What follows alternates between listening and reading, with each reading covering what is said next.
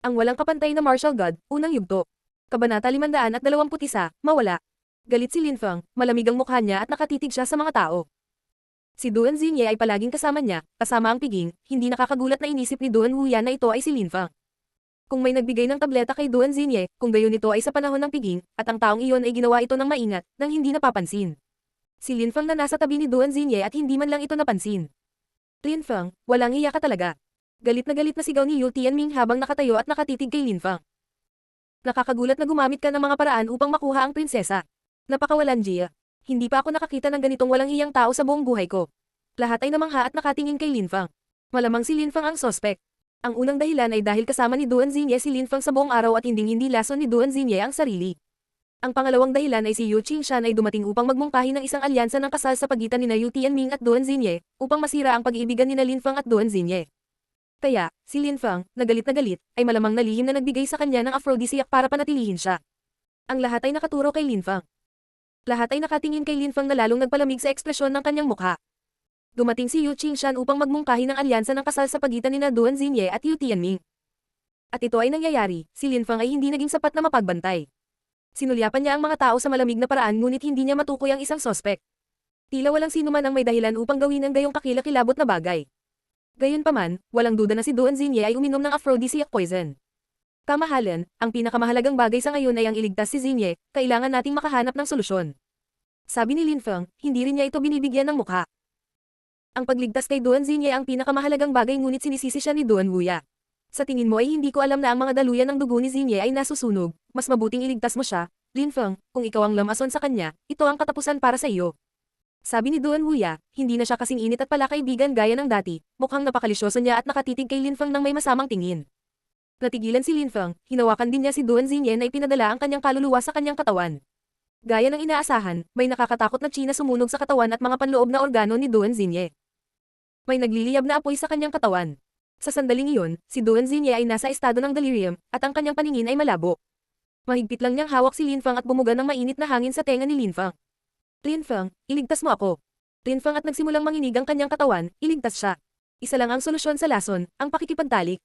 Si Lin Feng ay mukhang tuliro at mabangis sa parehong oras, hindi niya gustong dalhin siya sa ganoong mga sitwasyon.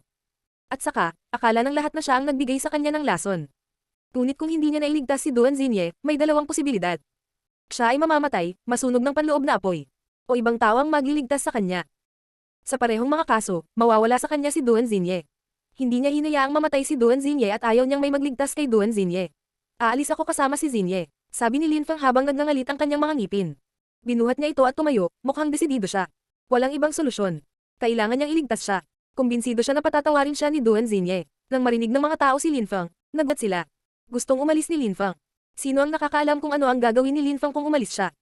Maraming tao ang mukhang labis na nabalisa. Naisip ba ni Lin Feng na kukunin niya si Duan Xinye kapag siya ay naiwang ganoon? Ibaba mo siya.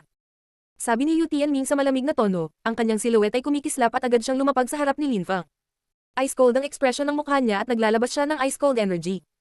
Hinaharang niya ang landas ni Lin Feng. Itinaas ni Lin Feng ang kanyang kamay at tiningnan si Yu Tianming ng masama.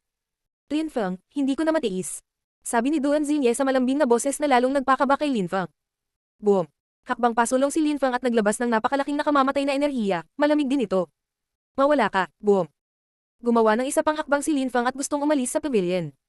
Hindi na makapaghintay si Duan Xinye. Hindi niya hahayaang may mangyari sa kanya. Isang nakakatakot na nakamamatay na sword energy ang gumalaw patungo kay Yu Tianming at ginawang marahas ang kanyang mga rope. Gayunpaman, hindi gumalaw si Yu Tianming, tulad ng isang bundok, na natili siyang hindi gumagalaw. Paano niya hahayaang umalis si Lin Feng? Kahit na wala siyang pakialam sa katanyagan at kaluwalhatian, aalis si Lin Feng kasama ang babaeng nakakontrata sa kasal niya. At saka, aalis si Lin Feng para makipagtalik kay Duan Xinye. Paano niya matatanggap ang ganoong kahihiyan? Baka si Duan Xinye ang magiging asawa niya sa hinaharap. Kung nangyari ang ganoong bagay, mapapahiya sina Duan Xinye at Yu Tianming. Ang lason ni Lin Feng ay talagang tuso, mabisyo at malisyoso. Ibaba mo ang prinsesa, sabi ni Yu Tianming sa matatag na tono. Pagkatapos ay pinakawalan niya ang isang napakalamig na chi. Boom! Isa pang dagandong ang pumuno sa hangin. Tumalon si Lin Feng sa ere at agad na nabasag ang kisame ng pavilion at nagliparan ng malalaking bloke ng bato sa bawat direksyon. Nagsimula ring gumalaw ang lahat sa ilalim ng pavilion. Saan ka pupunta? Sabi ni Yu Qingshan sa malamig na tono, nag-transform siya sa isang light beam at dumating sa harap ni Lin Feng, nakaharang sa daan. Ang kanyang puting buhok ay lumilipad sa hangin. Kaagad pagkatapos, dumating din si Yu Tianming at humarang sa daan habang sumisigaw. Ibaba mo ang prinsesa. Hindi niya pinayagang umalis si Lin Feng kasama ang prinsesa. Tiningnan sila ni Lin Feng, mas malakas sila kaysa sa kanya, lalo na si Yu Qingshan, kahit nagamitin niya ang lahat ng kanyang lakas, hindi siya makakatakas. Gusto mo talagang pigilan ako sa pag-alis. Sabi ni Lin Feng habang malamig na nakatingin kay Yu Qingshan. Nangangatog ang mga kalamnan sa mukha ni Yu Qingshan, at pagkatapos ay tumanggo siya ng masindak. Ibaba mo ang prinsesa. At pagkatapos noon, sabi ni Lin Feng sa galit na tono, hayaan mo si Tianming na sumama sa kanya. Si Tianming at ang prinsesa ay may kasunduan sa kasal. Pagkatapos nito, magiging maayos ang lahat. Siya ang magiging asawa ni Yu Tianming at ang kontrata ng kasal ay tutuparin.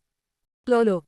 Biglang sumigaw si Lin Feng na nagpailing kay Yu Qingshan, mukhang naguguluhan siya at natigilan ngunit kaagad pagkatapos niyang magmukhang matatag at determinado muli. Hahaha. Biglang tumawa si Lin Feng na parang baliw, gusto ng kanyang lolo na nakawin ang kanyang babae at ibigay ito sa kanyang pinsan, kutawa-tawa. Ang mga tao sa lupa ay nagtaas ng kanilang mga ulo at tumingin sa apat na silhouette, ano ang nangyayari? Hinaharang nina Yu Qingshan at Yu Tianming ang daan, mapipilitan si Lin Feng na ibaba si Duan Xinye. Hindi siya makaalis kasama niya. Si Duan Xinye ay magiging asawa ni Yu Tianming at ito ay salamat sa laso ni Lin Feng. Si Duan Xinye at Yu Tianming ay mabubuhay ng maligaya magpakailanman. Ibinaba ni Lin Feng ang kanyang ulo at tiningnan ang pulang mukha ni Duan Xinye, ang apoy ay nagninangas pa rin sa loob ng kanyang katawan. Ngunit hawak siya ni Lin Feng sa kanyang mga bisig at naramdaman na kailangan niya itong protektahan. Hindi na makapaghintay si Duan Xinye. Mawala. Sumigaw si Lin Feng sa masamang paraan na ikinagulat ni Yu Qingshan. Sinasabi sa kanya ni Lin Feng na magwala. Kahit na ano, siya ang lolo ni Lin Feng, ang ina ni Lin Feng ay ang kanyang anak at kahit na siya ay hindi kailanman nang ahas na sabihin ang ganoong bagay. Ngunit kaagad pagkatapos, nakita ni na Yu Qingshan at Yu Tianming ang mga mata ni Lin Feng na mukhang demonyo at masama. Ang kanyang dalawang madilim na mata ay puno ng isang masamang enerhiya, siya ay ganap na walang emosyon at walang ekspresyon. Nang makita ni na Yu Qingshan at Yu Tianming ang mga mata na iyon, hindi nila maiwasang manginig, ang kanyang mga mata ay masyadong nakakatakot, masyadong malamig. Nanginginig ang kanilang espiritu. Ang walang kapantay na martial god, unang yugto. Kabanata 522, pagtatalik. Walang emosyon ang mga mata ni Lin Feng, na parang minamaliit niya ang lahat. Sina Yu Qingshan at Yu Tianming ay nakatitig sa mga mata na iyon at nagsimulang bumilis ang tibok ng kanilang mga puso, ngunit hindi nila maiwasang tumingin ng mas malalim sa kawalan. Hinaharang pa rin nila ang landas ni Lin Feng. Hindi makaalis si Lin Feng kasama si Duan Xinye, hindi niya kaya. Kumaibat ang kanilang mga labi nang marinig nilang may sinabi si Lin Feng. Mawala. Maliga. Mawala. Kakasigaw lang ni Lin Feng at umalangaw ang kanyang boses sa kapaligiran. Tila may masamang enerhiyang damaloy sa kanilang mga katawan. Nakatitig pa rin si Yu Qingshan kay Lin Feng ngunit sa sandaling iyon, naramdaman niya ang isang masamang chi na lumalabas mula sa katawan ni Lin Feng, isang nakakatakot na masamang chi. Sa mga mata ni Lin Feng, mayroong isang nakakatakot na masamang enerhiya. Sa sandaling iyon, tila isang espada, isang masamang espada, ang bumunot sa loob ng mga mata ni Lin Feng. Kung may hamarang pa sa kanyang landas, papatayin niya sila. Ang mga tao ay nakatingin kay Lin Feng at napansin kung gaano siya galit na galit. Gaano nakakatakot. Sa sandaling iyon, mukhang determinado si Lin Feng na umalis, walang makakapigil sa kanya. Mukha siyang demonyo, papatayin niya ang sino mang magtangkang pigilan siya. Nang makita ni Yu Tianming ang nakakatakot na evil energy na iyon, hindi niya maiwasang makaramdam ng takot. Sa katunayan, walang nagulat, si Lin Feng ay nakakatakot. Ang masamang chi na iyon ay puno ng malademonyong layunin, walang makakapigil kay Lin Feng na umalis. Ang nakakatakot na masamang enerhiya na iyon ay tumagos ng mas malalim sa puso ni Lin Feng. Sa sandaling iyon, nakaramdam ng katawa-tawa si Yu Tianming. Alam niya na kung patuloy niyang haharenggan ang daan ni Lin Feng, papatayin siya ni Lin Feng.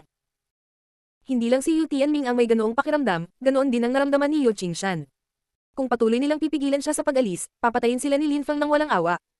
Ang sensasyong iyon ay kamangha-mangha at nakakatakot. Siya iyon, tiyak na siya iyon. Bulong ni Yu Qingshan. Nakikita niya ang sarili niyang masamang anyo sa mga mata ni Lin Feng. Nakakatakot, ang taong iyon ay naninirahan na ngayon sa Lin Feng. Si Yu Qingshan ay nanginginig mula ulo hanggang paa at ang kanyang mga iniisip ay naging magulo. Siya ay nasa katawan ni Lin Feng. Ito ay kakilakilabot, isang sakuna. Naisip ni Yu Qingshan habang nakatingin sa langit. Nabigo siya kay Yu Minghe at sa sandaling ito ay mabibigo rin siya kay Lin Feng. Aalis si Lin Feng kasama si Duan Xinye. Ang parehong bagay ay nangyari muli. Wala nang makakapigil kay Lin Feng. Si Lin Feng ay naging isang baliw na demonyo, isa pang pagtulak at hahayaan niya ang demonyo na salakayin ang kanyang puso, pagkatapos ay paliliguan niya ang mundo sa dugo. Tianming, hayaan mo siyang umalis. Sabi ni Yu Qingshan habang bamantong hininga at hinihila ang braso ni Yu Tianming. Hindi niya gustong pigilan si Lin Feng na umalis pa. This time, iba na. Ang masasamang espada, iyon ang chi mula sa masasamang espada.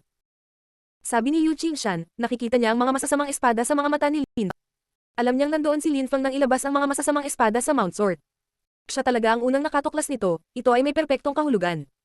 Sa una, ang siyam na bundok ng espada ay sumabog at ang selyo ay nasira dahil ang mga masasamang espada ay naakit ni Lin Feng. Hindi pa sila umalis patungo sa ibang mga sasakyang dagat, lahat sila ay nakakagulat na pinili ang katawan ni Lin Feng, maaari silang lumabas mula sa kanyang katawan anumang oras. Kung patuloy na hahadlangan ni na Yu Tianming at Yu Qingshan ang kanyang landas, magiging walang awa at walang puso si Lin Feng. Hahayaan ni Lin Feng na kontrolin ng masasamang espada ang kanyang katawan at patayin ang lahat. Dahil gusto niyang iligtas si Duan Xinye, ang dalisay at mahalagang prinsesa, walang masabi kung gaano kalayo ang mararating ni Lin Feng kapag siya ay talagang galit na galit. Ang puso ni Yu Tianming ay tumitibok ng malakas, hinihila ni Yu Qingshan ang kanyang braso. Pakawalan mo siya. Nakakagulat na binubuksan niya ang daan. Aalis si Lin Feng kasama ang prinsesa. Ang prinsesa na may kasunduan sa kasal ni Yu Tianming. At si Lin Feng ay makikipagtalik sa kanya. Nang maisip ito ni Yu Tianming, biglang nanlamig ang kanyang mga mata. Sa katunayan, mula kay Lin Feng, nararamdaman din niya ang nakakatakot na masamang enerhiya na lumalabas sa kanya. Ngunit ang makitang umalis si Lin Feng kasama ang prinsesa ay parang 1,000 talon na tumutusok sa kanyang dibdib, napakasakit. Pakiramdam ni Yu Tianming ay parang nadorog ang kanyang puso sa 1,000 piraso. Pinagtitinginan din sila ng mga tao at sila ay natulala. Damanak si Lin Feng sa sandaling iyon, hindi sila malapit sa kanya ngunit nararamdaman pa rin nila ang kanyang nakakatakot na kasamaang chi. Alam nila na kung mananatili sina Yu Tianming at Yu Qingshan sa paraan ni Lin Feng, ang masamang enerhiya ang mananakop at aatake siya para patayin ang kanyang pinsan at ang kanyang lolo. Sinulyapan ni Lin Feng sina Yu Qingshan at Yu Tianming at sinabi sa malamig na tono. Kung iistorbahin mo ako habang inililigtas ko si Xinye, papatayin kita, hindi ko pinapansin kung sino ka. Pagkatapos noon, si Lin Feng ay umalis ng buong bilis. Sa isang iglap, nawala siya sa kanilang larangan ng paningin. Phew! Huminga ng malalim ang lahat, nawala na rin sa wakas ang pressure. Nang naroon si Lin Feng, naramdaman nilang lahat sila ay nasusuka. Sina Duan Wuya, Yu Qingshan, Yu Tianming at ang iba pa ay lahat ay nakatingin kay Lin Feng habang siya ay nawala sa abot tanaw, lahat ng kanilang mga mata ay nagpapakita ng iba't ibang damdamin at emosyon. Pagkaalis ni Lin Feng kasama si Duan Xinye, kumilos siya sa hindi maisip na bilis. Sa sandaling iyon, ang kanyang katawan ay nakakapaso, tulad ng isang hubad na apoy, ang temperatura sa paligid ay nakakatakot. At saka, sa sandaling iyon, tila nabaliw si Duan Xinye, mahigpit niyang hawak si Lin Feng habang ang kanyang mga paa ay nakapulupot sa baywang ni Lin Feng habang siya ay humihingal. Mukha siyang lasing. Mukha siyang naposes pero napaka-seductive niya. Nakarating na kami. Lin Feng ang tirahan ni Duan Xinye sa kagubatan. Tumalon siya sa hangin at bumaba sa. Ang mga babaeng karaniwang nagbabantay sa pasukan ay hindi hamarang sa kanya, kaya agad na pumasok si Lin Feng sa kanyang tirahan. Sa sandaling iyon, maraming siluwet ang lumitaw, ang mga babae ang nagbabantay sa pasukan ng palasyo ni Duan Xinye. Napansin nilang may nangyari. Huwag hayaan ng sinuman na pumasok sa loob ng kahit na kalahating hakbang ng lokosyong ito. Ito ay isang bagay ng buhay at kamatayan. Sabi ni Lin Feng na napuno ng hangin ng boses. Natulala ang mga babae, nagkatinginan sila at tumanggo. Ang kanilang mga siluwet ay kumikis na nawala. Ang boses na iyon ay boses ni Lin Feng at alam ng mga babaeng iyon kung gaano kahalaga si Lin Feng sa prinsesa. Dahil si Lin Feng ay nagsasalita ng may pagkaapurahan, nangangahulugan nito na ang prinsesa ay maaaring nasa panganib, halatang sinunod nila ang kanyang mga utos. Isinara ni Lin Feng ang pinto ng palasyo at nagmamadaling pumasok sa kwarto ni Duan Xinye. Inilagay ni Lin Feng si Duan Xinye sa kama, ang kanyang mga mata ay mukhang nakakaakit. Pulang-pula ang kanyang katawan at patuloy niyang hinahawakan ang kanyang damit at dahan-daang tinanggal. Ang kanyang mga mata ay puno ng walang katapusang init. Lalong tumitindi ang apoy sa kanyang katawan. Ang pula niyang mukha ay parang sisabog. Lin Feng, hindi na ako makatiis, kailangan kita. Sabi ni Duan Xinye habang pinadausdos ang kanyang damit pababa sa kanyang katawan. Tiningnan ni Lin Feng ang kanyang slim at magandang braso, napakapino ng kanyang balat. Napakaganda niya at inaakit ni Lin Feng. Habang nagsasalita, napuno ng hangin ang kanyang nakakabighaning halimuyak, naramdaman ni Lin Feng na ang tukso ay nasa lahat ng dako. Si Lin Feng ay hindi isang monghe, siya ay isang ordinaryong tao at siya ay isang birhen pa. Ang isang magandang babae tulad ng prinsesa ay kalahating hubad sa kanyang harapan, hinawakan niya ang kanyang leeg gamit ang kanyang mga kamay at bumubulong na kailangan niya siya, paano mananatiling walang malasakit si Lin Feng. Hindi siya isang batong walang emosyon at pagnanasa.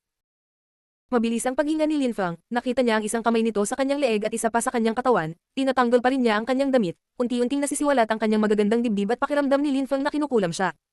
Lin Feng, bilisan mo.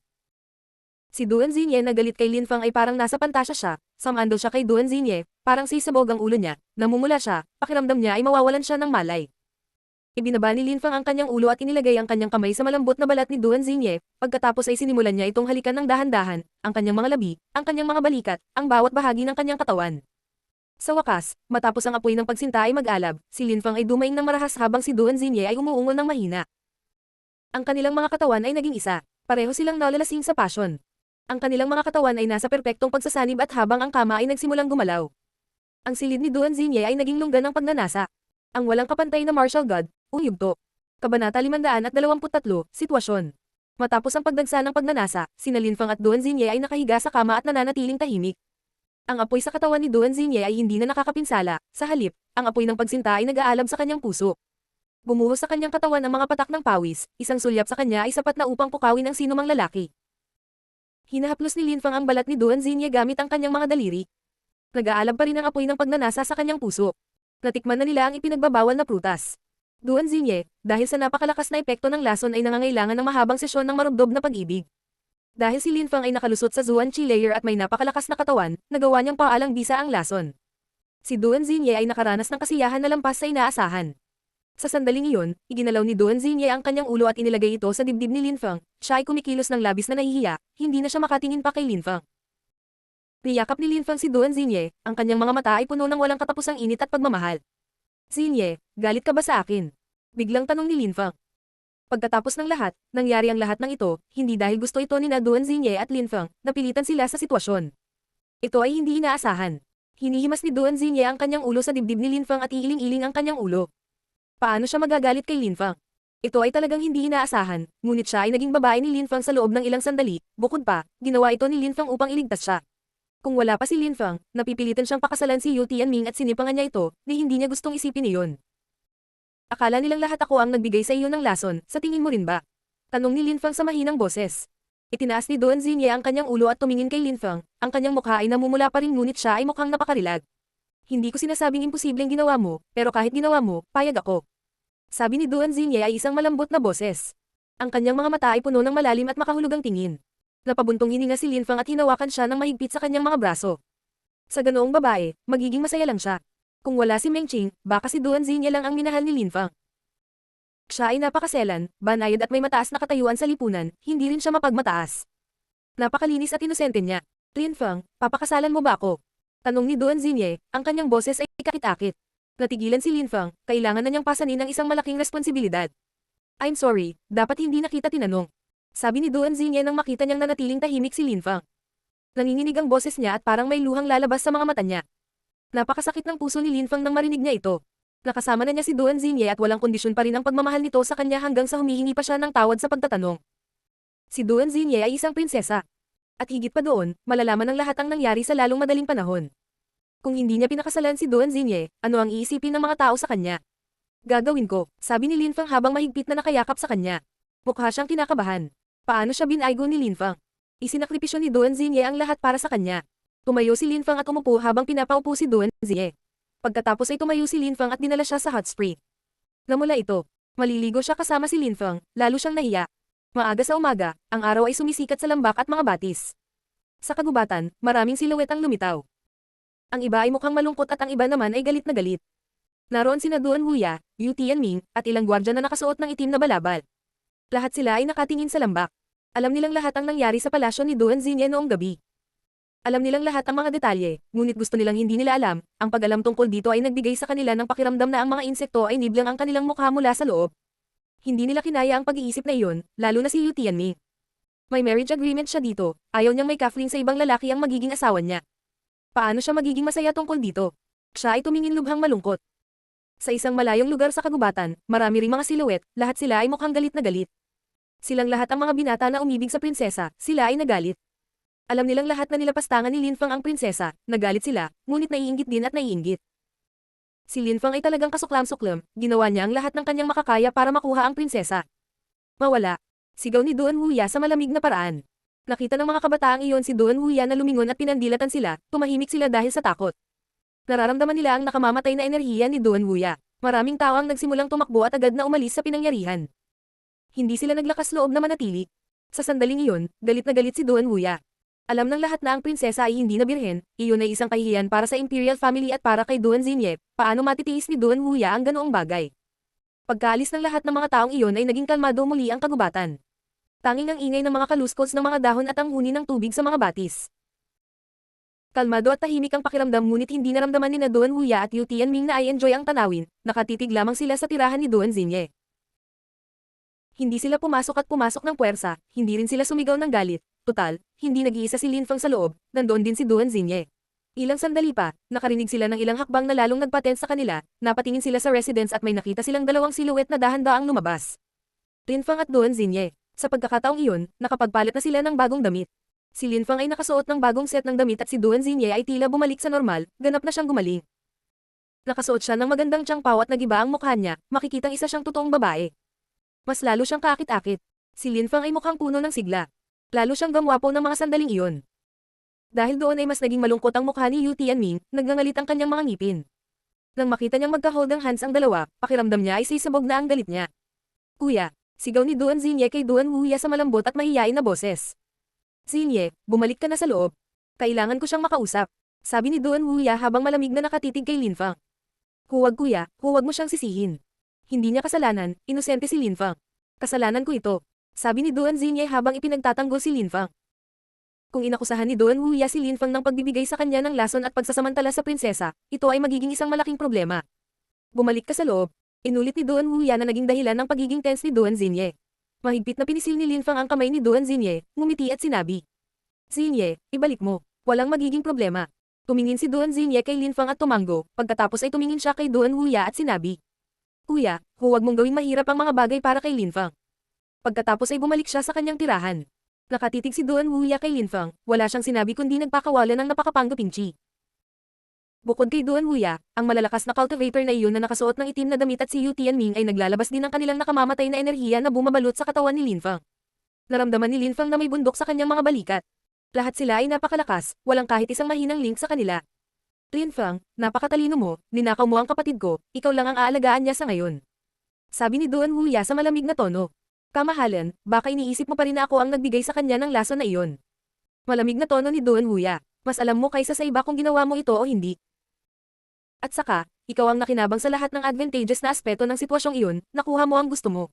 Hindi man natin pag-usapan ang lason na iyon, ngayon ay ninakaw mo ang kainosentehan ng kapatid ko. At saka, alam ng lahat ang tungkol dito, ito ay isang kahihiyan para sa Imperial Family at para sa aking kapatid na babae. Galit na sumisigaw si Duan Wuya. Ang katotohanan na alam ng lahat na si Duan Xinye ay hindi na birhen ay isang malaking kahihiyan para kay Duan Xinye at sa Imperial Family. Para sa kanila, ang mukha ay isang napakahalagang bagay. Masasabing sapat na dahilan para mapatay sila ni Linfang, hindi mahalaga kung si Linfang ang nagbigay ng lason, pinahiya niya at nadungisan si Duan Xinye, o mas tiyak, ito ay ang chismis na ikakalat. Ang walang kapantay na martial god, unang yugto. Kabanata 524, mga kondisyong walang puso. Si Linfang ay malamig na nakatitig kay Duan Wuya. Ang lahat ay tungkol sa mukha, ang Imperial City Clan ay nagmamalasakit lamang sa kanilang sariling prestihiyo, wala silang pakialam kay Xinye. Gusto kong tanungin ka, kung hindi ko nailigtas si Xinye, ano kaya ang nangyari? Tanong ni Linfang sa malamig na tono na ikinagulat ni Duan Wuya. Namatay sana siya, o kahit na may nagligtas sa kanya, ang kahihiyan ay magiging pareho, mawawalan sila ng mukha o mawawala ang prinsesa. Hindi ba dapat kang pumunta at alamin kung sino talaga ang nagbigay ng lason sa kanya sa halip na ako ay walang basehan? At saka, walang silbi ang paglalagay ng importansya sa isang konsepto tulad ng mukha, hindi mo na mababago ang nangyari. Sa tingin mo ba kung papatayin mo ako, maibabalik mo ang prestihiyo na nawala mo? Naisip mo ba si Xinye? Galit na sigaw ni Linfang. Hindi mapabulaanan ni Duan Wuya ang mga salita ni Linfang. Ang ibig mong sabihin ay dapat ka naming bitawan ng ganoon kadali. Sabi ni Yu Tianmi. Tumahimik ka, sigaw ni Linfang. Pagkatapos ay dinagdag niya. Wala kang masasabi dito. Walang sino man ang nagbibigay ng tae tungkol sa iyong masamang kasunduan sa kasal. Sinabi ko na sa iyo, akin si Xinye. Kahit na hindi nangyari ang insidente kahapon ng gabi, mananatili pa rin siya sa akin at sa akin lamang. Hinatak ni Yu Tianming ang mahabang mukha, kinasusuklaman niya si Linfang, galit na galit siya sa kanya. At hindi man lang siya binibigyan ni Linfang ng mukha. At saka, para kay Yu Tianming, mas nakakahiya na ang sarili niyang lolo, si Yu Qingshan ay nagsabi sa kanya na ihinto ang pagharang kay Linfang. Ayaw niyang direktang kalabanan niya si Linfang. Ang kanyang lolo, sa paggawa nito, ay nagpahiwatig na si Yu Tianming ay hindi katugma ni Linfang. Nang marinig ni Duan Wuya ang agresibong tono ng pananalita ni Linfang, nanatili siyang tahimik ng mahabang panahon at pagkatapos ay nagsabi.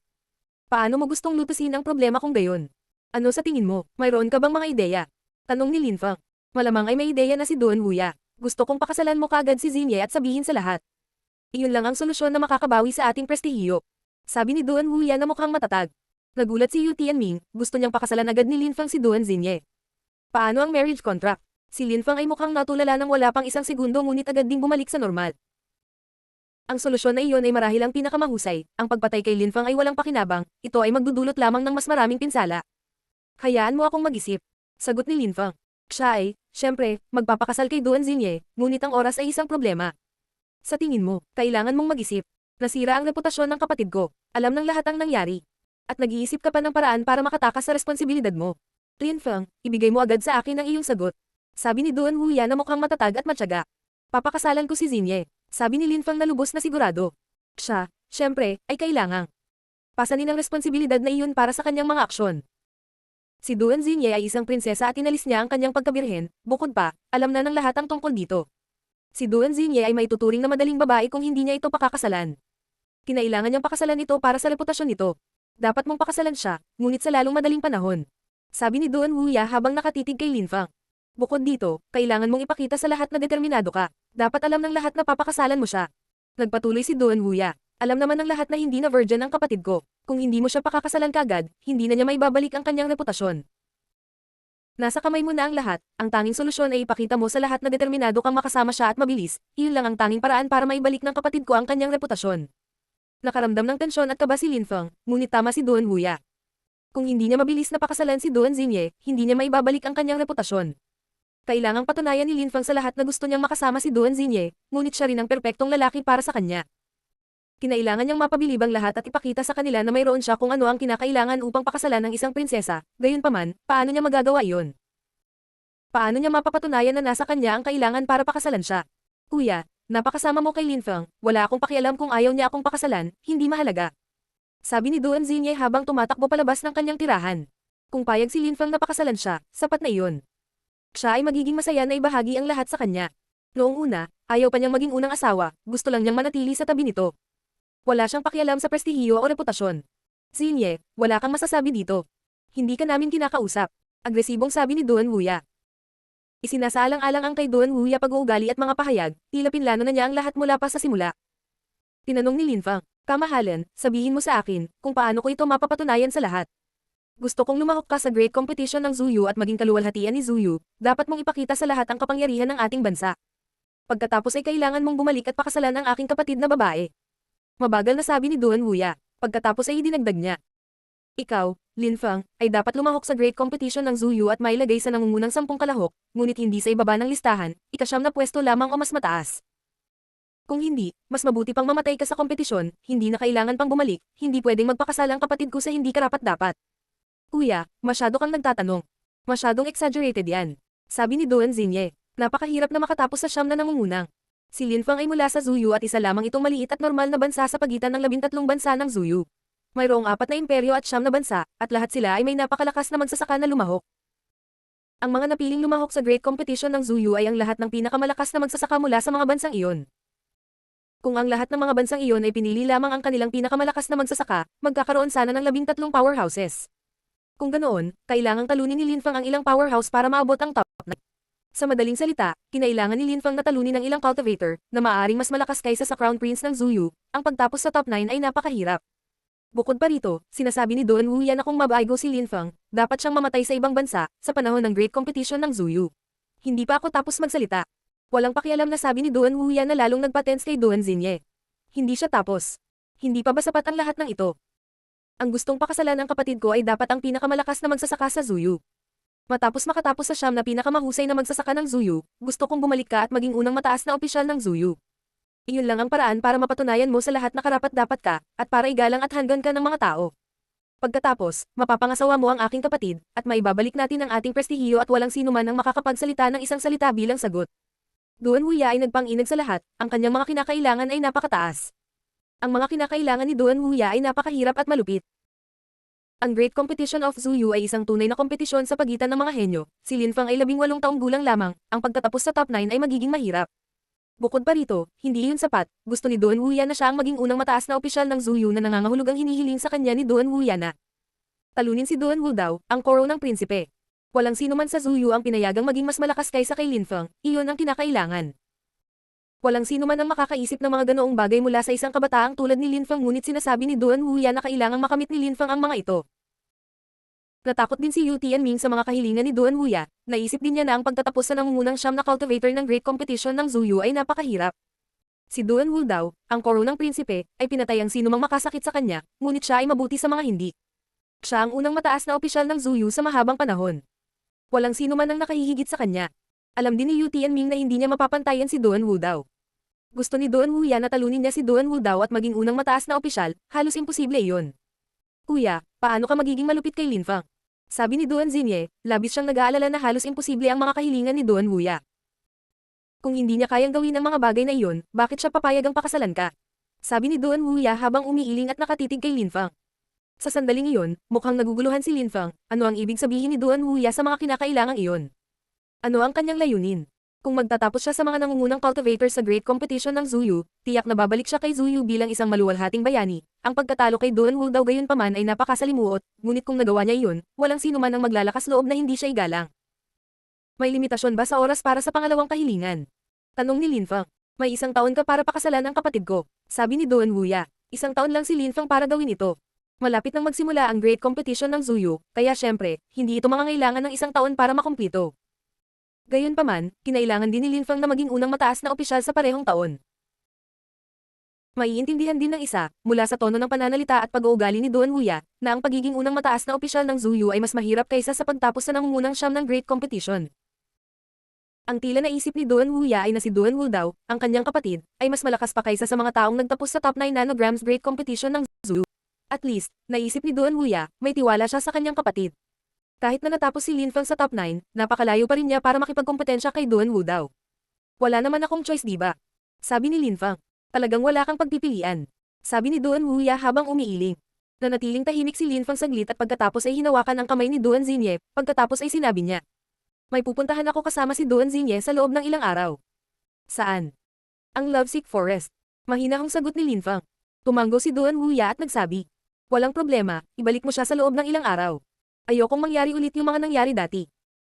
Nanatiling tahimik si Lin Fang, halatang naiintindihan niya na pinag-uusapan ni Duan Wuya ang katotohanang iniwan ni Yu Menghe at Lin Hai ang Zuyu, ngunit ang resulta ay ang cultivation ni Lin Hai ay seliado at hindi siya nakapasok sa Imperial City. Dahil sa nangyari 18 taon bago, kinailangan ni Lin Hai na magtago sa Lovesick Forest. Ang walang kapantay na martial god, unang yugto. Kabanata 525, ang kwento. Hindi sinubukan ni Duan Wuya na pigilan si Lin Fang na umalis. Lahat ng ginagawa ni Duan Wuya ay para kay Duan Xinye, hinihiling niya kay Lin Fang na bumalik bilang isang maluwalhating bayani, upang humanga ang buong bansa at pakasalan siya. Ngunit hindi maganda ang pakiramdam ni Lin Fang tungkol dito, sa totoo lang nakakaramdam siya ng kakilakilabot.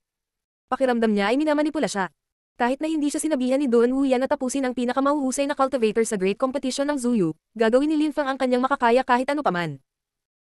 Patuloy niyang pagbutihin ang kanyang paglilinang ng walang karagdagang mga ultimatum, ang pagiging mas malakas ay palaging bahagi ng kanyang plano.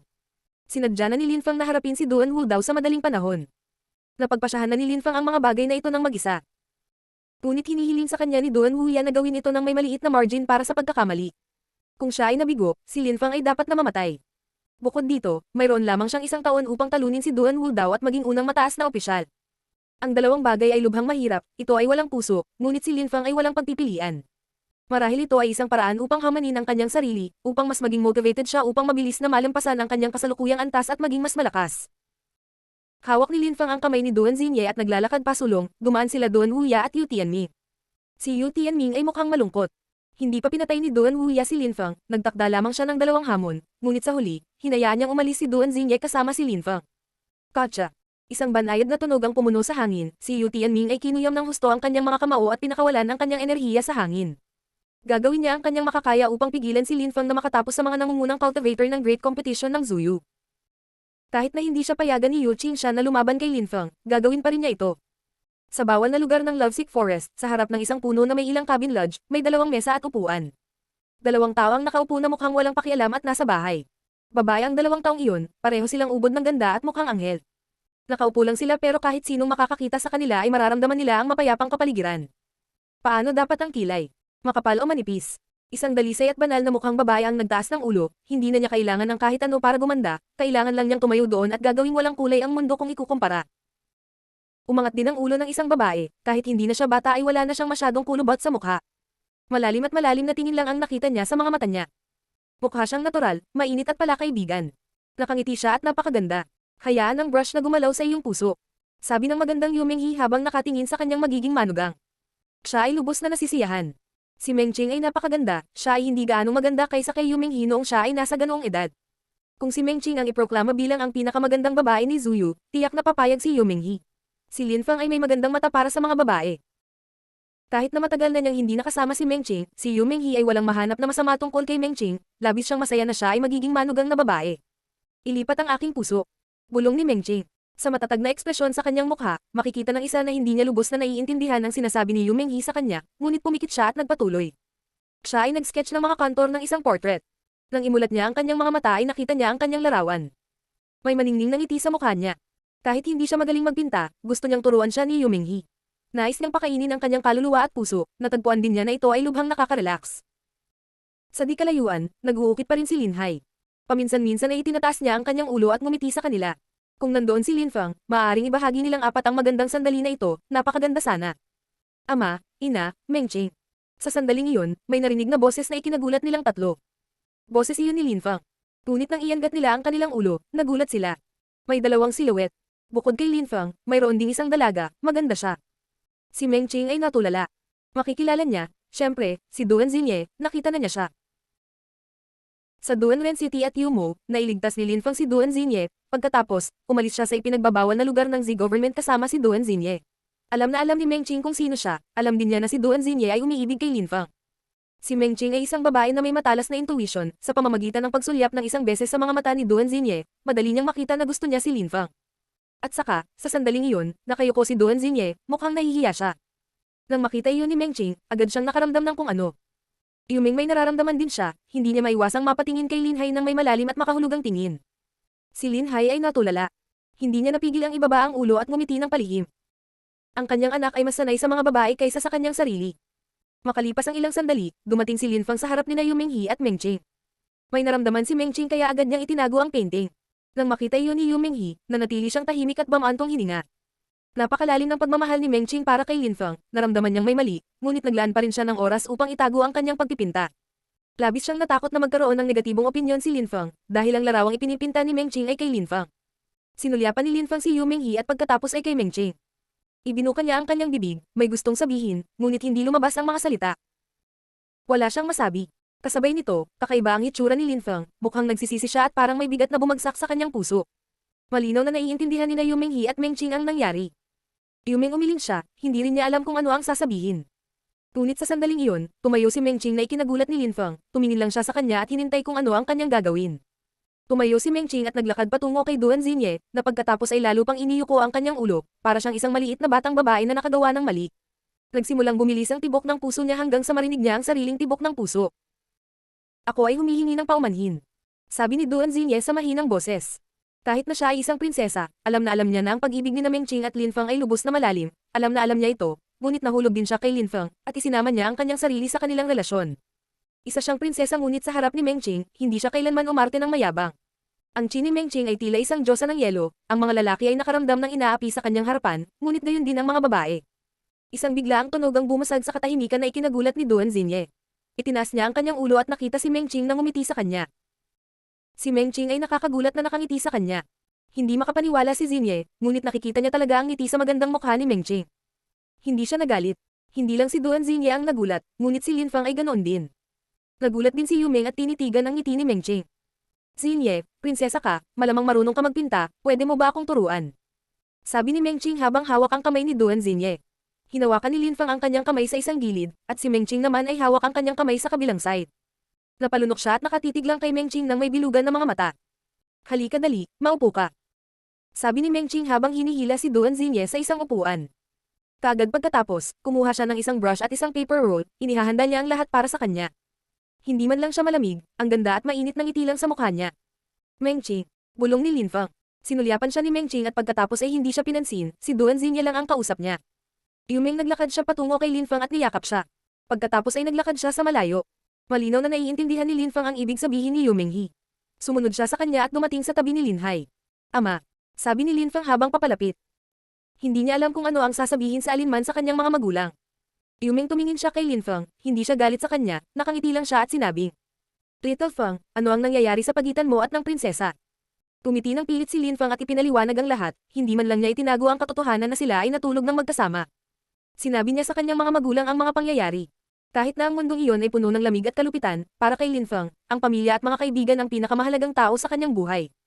Talagang pinahahalagahan niya ang mga ito, kaya paano niya may tatago ang mga bagay sa kanyang mga magulang. Nang marinig ni Yumeng si Lin Feng, bamantong hininga siya, tumingin sa kanya at kumunot ang kanyang noo. Pagkatapos ay sinabi niya, Hindi ko alam kung paano ka nabuhay noon, ngunit ibinigay ni Xingye ang lahat para sa iyo, kung hindi mo pinahahalagahan si Mengqing, hinding-hindi kita bibitawan. Hindi na kailangang isaalang-alang ang iba pang mga bagay, tingnan mo lang si Mengqing at kung gaano kalalim ang pag-aalaga niya sa iyo, mahal ka niya, ano man ang mangyari sa hinaharap, dapat mo siyang pahalagahan, hindi mo siya kayang mawala. Liu Mengxia ay nagsasalita sa isang mahigpit at matatag na tono. Medyo nagulat si Lin Feng ngunit tumanggo siya ng seryoso. Paano niya makakalimutan si Mengqing? Siya ang babaeng pinakamamahal niya sa mundo.